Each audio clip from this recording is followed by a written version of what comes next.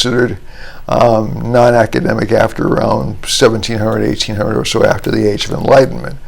And what happened around the late turn of the 19th century, there was a big spiritualism boom in both the United States and in Great Britain, and there was also what they call the Theosophical movement, the Transcendentalist movement. And so we headed away from this highly rationalistic Industrial Revolution kind of a mentality, and we started moving more towards mysticism.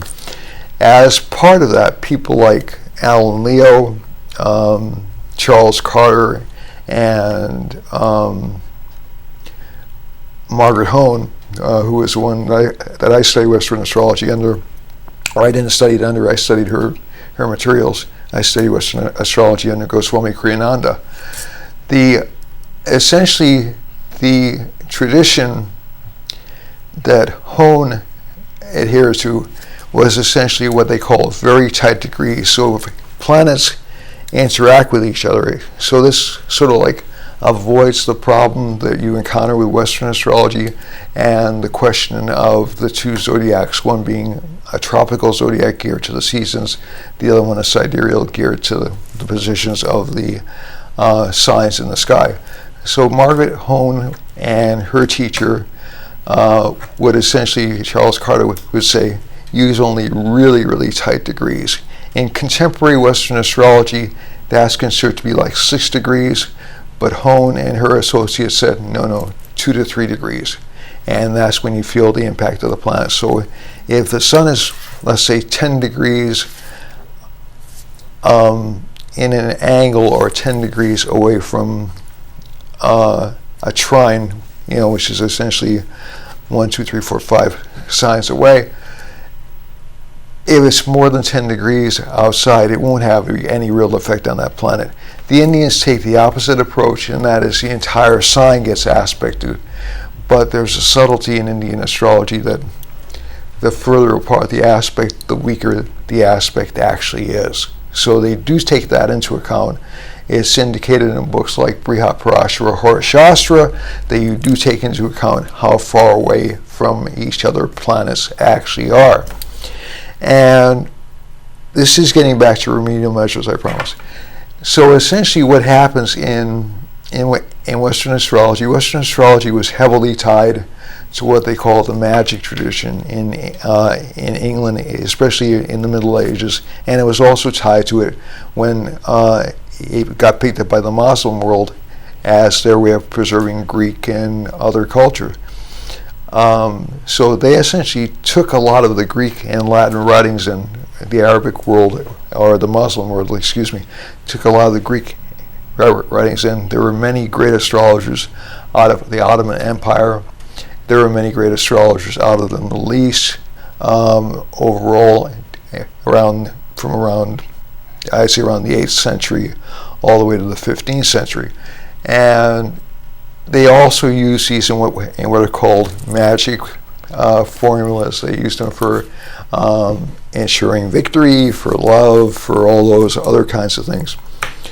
And they actually use these not necessarily as remedies, but as ways to open activities and to make certain things happen.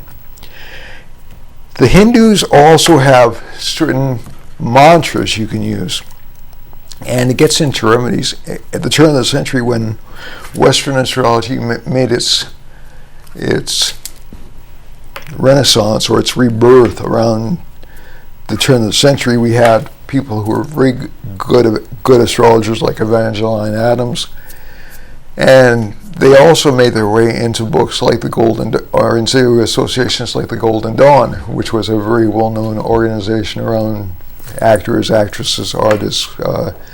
William Butler Yeats was a member, Aleister Crowley was a member, McGregor Mathers, and Frances Farr, who was a highly esteemed actress at the time, was a member. And so these folks were all involved in this kind of quote-unquote occult investigation, mainly based around Egyptian systems, but Crowley went to India, Crowley went to the Middle East. Crowley he went to Mexico. He went all around the world. And basically all these traditions sort of like linked up together, so you could do yoga or you could do psychological self-examination, which was the pattern for a lot of Western astrology after, I'd say, around 1930 or 1940. So you'd have an examination of, well, this planetary pattern shows, and this all started with C.G. Jung, this planetary pattern shows that you have this kind of a psychological problem with your mother or your father, and that'll show up in your chart, or with your siblings, or with your desires, or this is blocking your desires. And since therapy was basically not the only tool known, but it was the tool that was trusted by a Western rational mind, a lot of people just went into therapy, and that was their remedial measure for a lot of folks. And then as time went on, they started ritualizing a little bit more, and Vedic astrology essentially snuck its nose under the tent in the West, for lack of a better word, around the 1970s, when transcendental meditation started coming up and the Hare Krishna started gaining certain ascendancy, and also certain other groups were using it well in advance. The Temple of Kriya Yoga in Chicago was using it in the mid-70s or earlier than that, to be quite truthful. So all these systems of all these systems sort of converged into one large movement. And right now astrology is extraordinarily popular. But folks, and so they're saying the popularity of astrology is unprecedented, but that's actually not true, because I was around in the late 60s and astrology was incredibly popular in the late 60s, early 70s, all the way up into the cliches about what's your sign in the disco era. So you have a lot of current echoes of earlier times that come up when you're looking at astrology, but the remedies are starting up because more and more people are getting not quite so afraid to do something which is outside of their established religion or their established tradition. So Western astrology had therapy, meditation, breathing, those kinds of things. All these systems are in, and they also have other remedies which date far, far back. There's an entire rediscovery of early Western astrology, groups like Project Hindsight, and also classical Western astrological rediscoveries. There are some rediscoveries happening in Latin astrology, even from the Ottoman Empire, which an associate of mine has written about. So all these remedies tend to have been in place for a long, long time. They've just sort of like been underground. They were diminished or denied in the Age of Enlightenment. So when we get to remedies in a chart, what we're really looking at is a system of procedures or rituals which can essentially amplify the effects of a good planet and minimize the effects of a bad planet. So as I was saying last week, when you're talking about gemstones, it's usually considered very important in Indian astrology to wear a gemstone for an afflicted planet. But you have to be careful which afflicted planet you're actually strengthening. So if it's a planet like Saturn, which is good for some rising signs but not so much for others, Saturn has built-in tendencies connected with it, so it wastes things away, it diminishes things, it contracts things, it dries things up. Part of the heat wave we're experiencing is a very Saturn-induced heat wave. A lot of the catastrophes or world catastrophes are Mars and Saturn influenced that are going on lately. So I'm saying catastrophes, not in a global sense, but there's certainly relevance to the people who are encountering them. And basically, whenever you have, so there should be a great deal of care involved in choosing gemstones for what are called malefic planets in Indian astrology. They shouldn't be worn lightly. They shouldn't be worn for a very long period of time. As I said last week, there are mantras associated with these planets. I can instruct you in those in individual sessions when you see me, but the mantras are relatively simple to do. So like, just for example, I'm taping this on a Friday, so the mantra for Venus is Om Dram Drim Drom Sa Shukraya Namaha. And it's a relatively simple mantra, or you can do Om Shukraya Namaha as opposed to that. And this mantra should be repeated 108 times while the stone is in a milk and water solution, and is said when the sun is rising. Not every remedy is the same for every planet, and you can do things like charitable acts, as I said last week. You can do things like helping the poor for Saturn in your chart. You can do things like religious penance. You can fast. So all these things are actually quite good and quite beneficial, even under normal circumstances, and they'll strengthen the planets. I remember doing a Mars mantra many years ago, and I was thinking it would help me in one area of my life.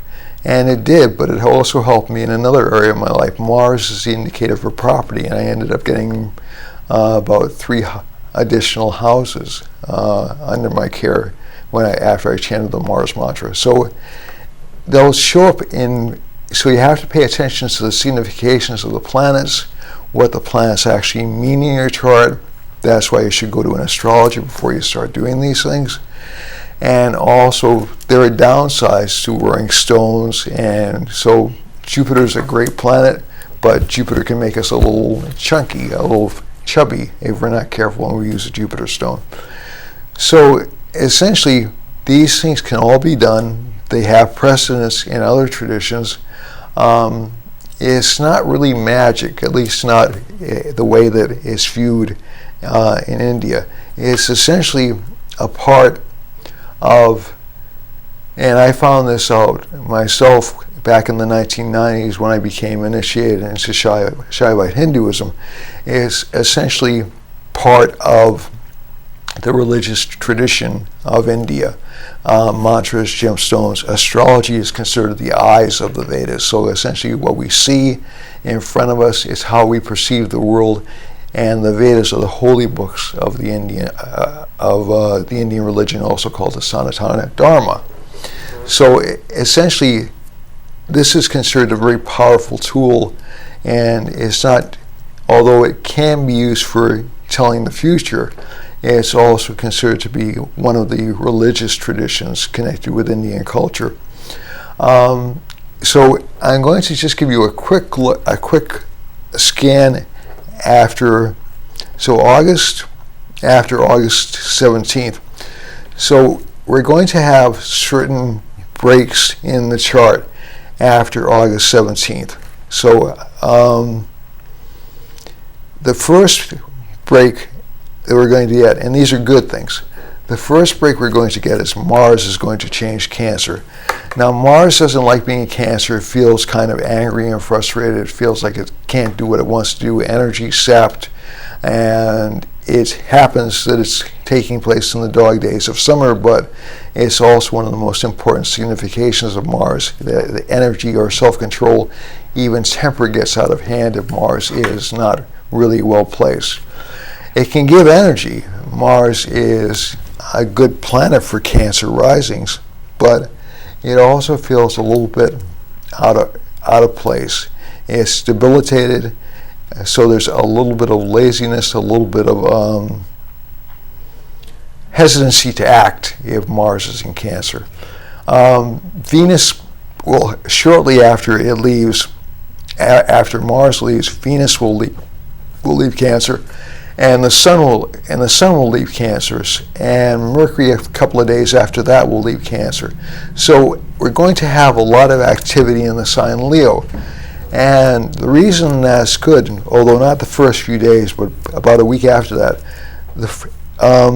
essentially Leo is considered one of the most prosperous nakshatras or signs. It contains 2 of the strongest wealth-producing nakshatras, Purva Falguni and Uttara Falguni.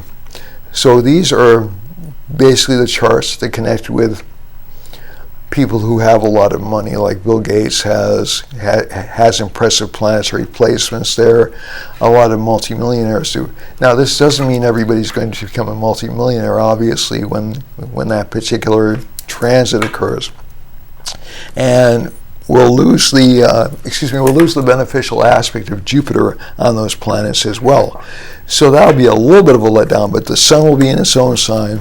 You'll see a lot more certainty about what you're doing, a lot more certainty about the path you're taking. Right now, a lot of people want to take some action, but they feel either constricted or bound by responsibility and obligation. And that's especially true of people who are born between July 15th and August 15th, and between January 15th and February 15th. Also, people with Gemini, strong Geminis in their chart, also feel it as well, because we have Rahu being aspected by Saturn and Ketu is also an obstructed planet. Saturn and Ketu are also obstructed planets. So that particular combination will be at its tightest conjunction around. Saturn will go direct around August 21st, and it'll start to move forward in the zodiac more towards its own sign of Capricorn, and you'll start to see some changes, some more solid changes. Less confusion about goals, less confusion about long-term strategies, less confusion about what to do for a living. Because that Saturn-Ketu combination tends to make you stick with something as long as it feels comfortable, because everything else in the world tends to feel like it's a little bit out of whack. So over the next few weeks, we're going to start to see some changes. Some of the changes that I've spoken about earlier in these broadcasts, you'll start manifesting over the next couple of months. And this will be especially true career-wise for people with Libras and Scorpios and Virgos. You'll see some financial gains for people in those signs. Leos, you'll see assuming a lot more confidence in the chart and in their lives. People who are Gemini rising, it still won't be a Gemini rising or Gemini sun. It still won't be that great a time for them to get into new relationships.